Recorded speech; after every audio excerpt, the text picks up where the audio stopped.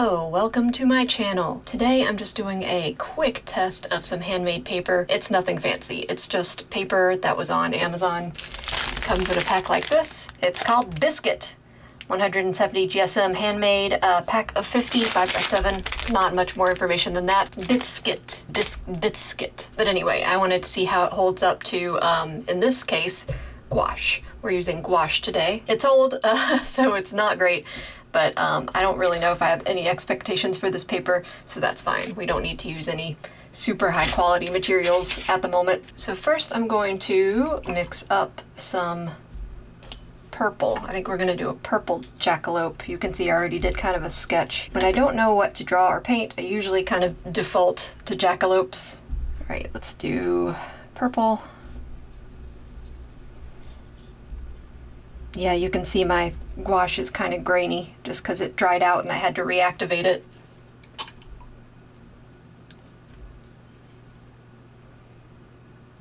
Let's get some of this reddish pink too.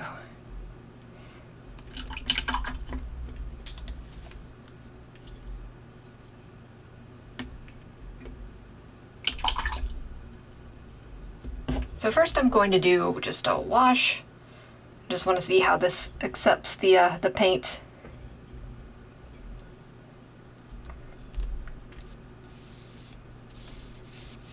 Not great so far.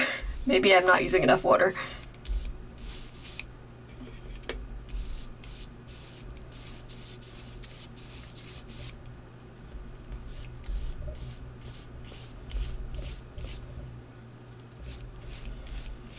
Yeah, I think this paper is a little bit too rough for water heavy mediums. I think it'd probably be good for like calligraphy and stuff like that.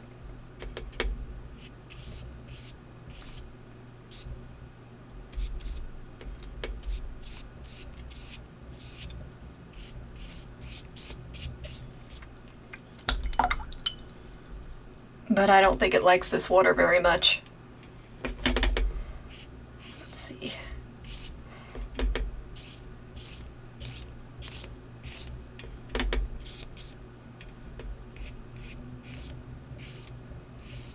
Yeah, not only is it buckling pretty hard, but the paint doesn't want to seem to seep in at all. So these might be better suited for oil pastels or wax crayons and fountain pens, of course. Not so much water heavy mediums.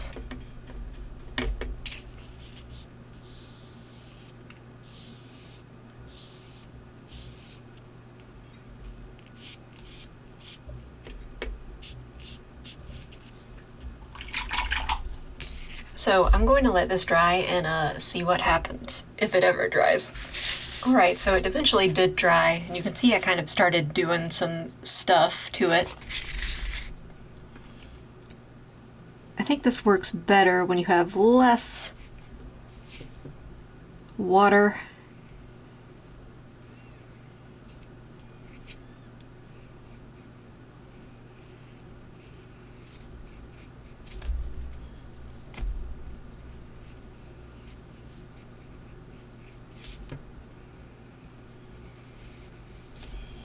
Because it does kind of just sit on the paper the more water you've got.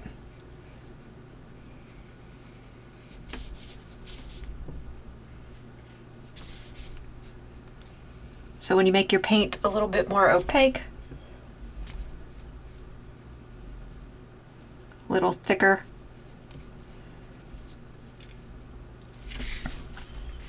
it shouldn't need quite as much time to dry.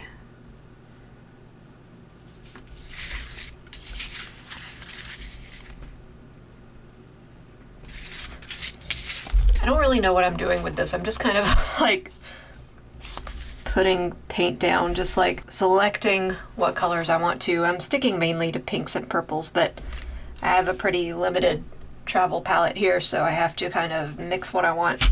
Definitely wanted darker antlers.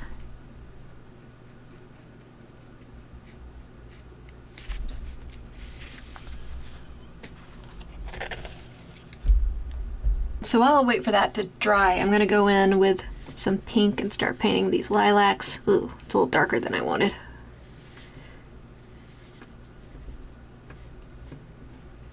That's okay.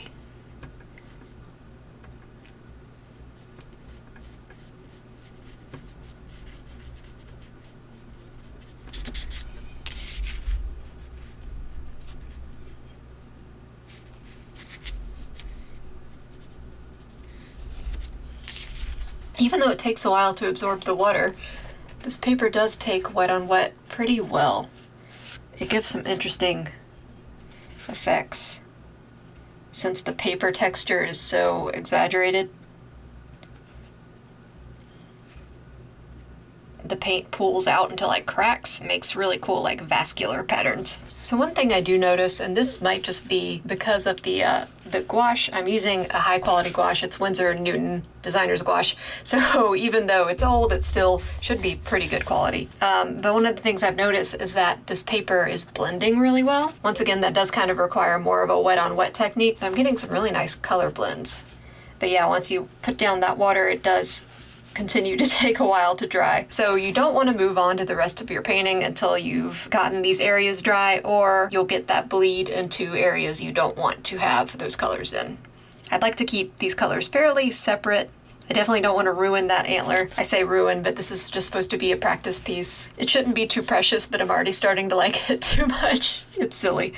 It's just a simple little thing. So yeah, I will continue to let this dry and then fill in all the other parts. Alright, so I finished laying paint down. I might go back over it with some colored pencils, but it's basically done. And I gotta say, I had some misgivings about this paper being able to accept this medium before, but I really like how it ended up. Paint just blends so nicely on this paper. You're not really going to get super crisp details just because the texture is so pronounced, but that same texture makes it look pretty awesome. So that's Biscuit handmade paper, just on Amazon. There are tons of different types of handmade paper you can find on Amazon.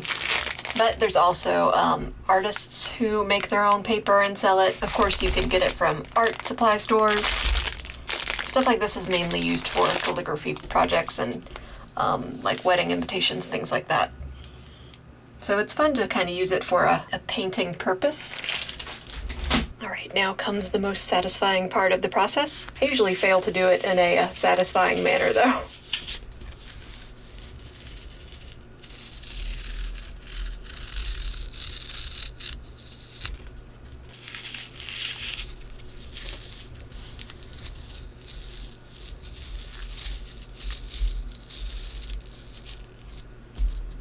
This is what I'm talking about.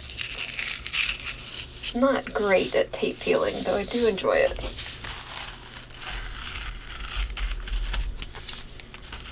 So unsatisfying.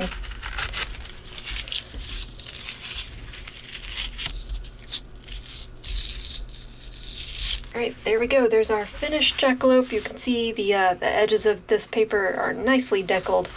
Turned out pretty well, I think. So thank you for joining me. This was, I hope it was obvious, but it was not a sponsored video. I just thought it'd be interesting to test out this paper. I'd say if you want to do detail work, stick to the more standard watercolor papers. But if you want to experiment with blending and textures, handmade paper like this is a great avenue to explore. And if you can get really good detail on paper like this, that's awesome. More power to you. So thanks for joining me. Till next time.